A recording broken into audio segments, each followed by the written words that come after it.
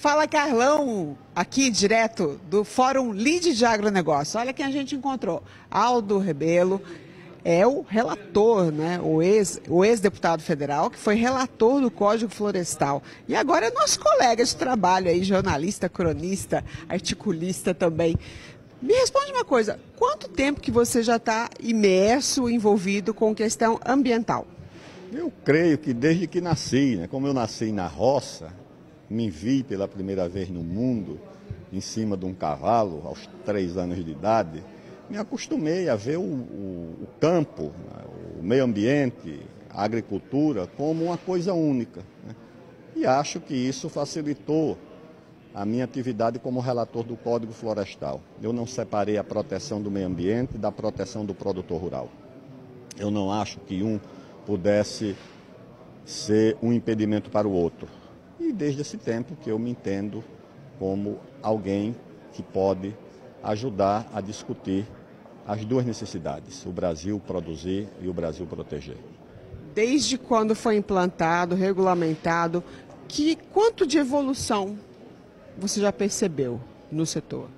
O código trouxe algo, o código não é o código dos sonhos, o código ainda é muito duro para os agricultores. Mas de outro jeito nós não teríamos nada.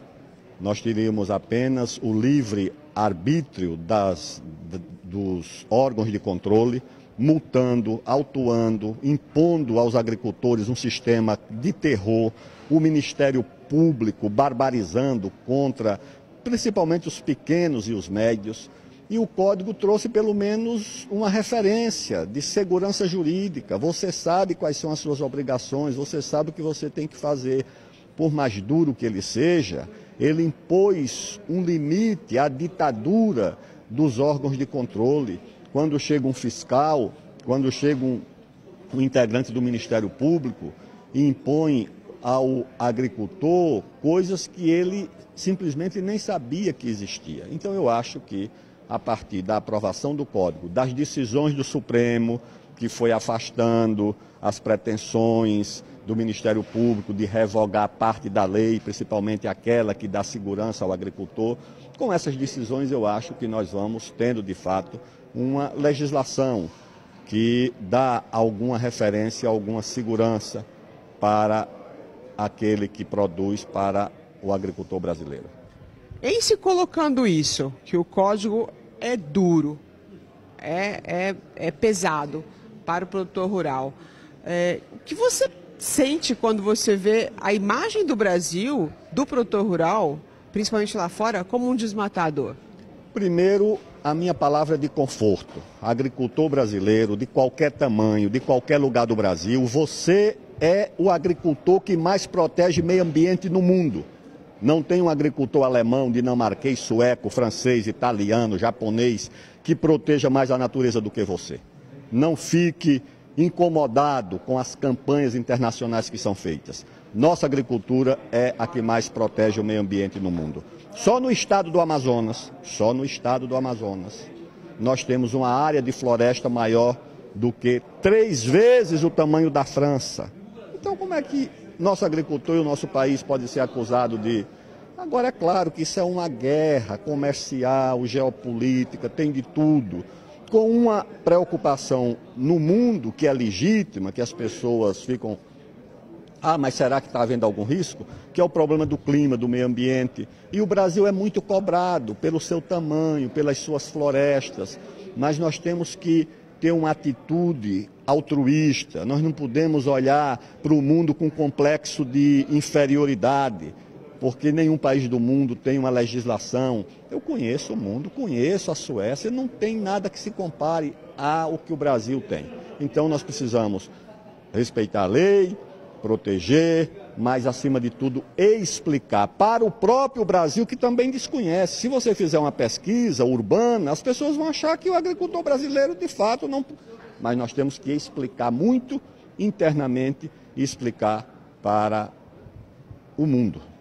Que tipo de contribuição um fórum como esse, que reúne tantas cabeças pensantes, tantos líderes, tantos especialistas, pode ter nesse segmento, nesse setor, nesse tema ambiental e também nos outros tantos que envolvem a produção?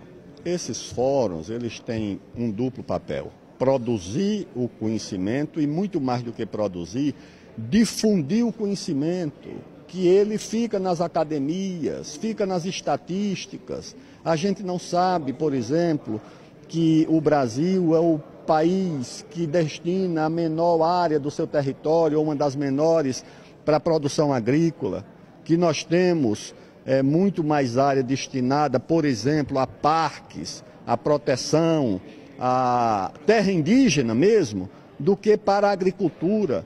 Nós produzimos essa safra nossa de grãos e de produtos agrícolas numa área muito pequena do nosso território, não dá 60 milhões de hectares, nós temos 130 ou 140 milhões, por exemplo, só para a terra indígena. Então nós temos que explicar, recorrer aos clássicos, ao Geografia da Fome, do Josué de Castro, um clássico de uma autoridade brasileira em combate à fome, onde ele fala inclusive da Amazônia, dos biomas brasileiros, de como produzir e desenvolver. É isso que nós temos que fazer, é isso que esse fórum pode ajudar.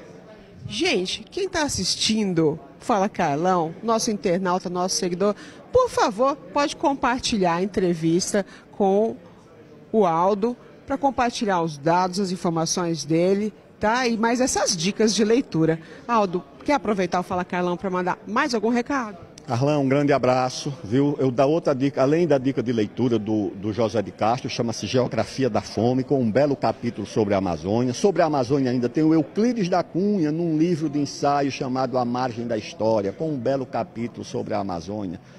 Vamos explicar isso para o mundo e para o Brasil. Não ficar na defensiva como se fôssemos malandros em porta de delegacia. O Brasil não é isso e nossos agricultores não são isso. São homens bons e mulheres honradas e honrados, produzindo o alimento mais barato do mundo para o povo brasileiro.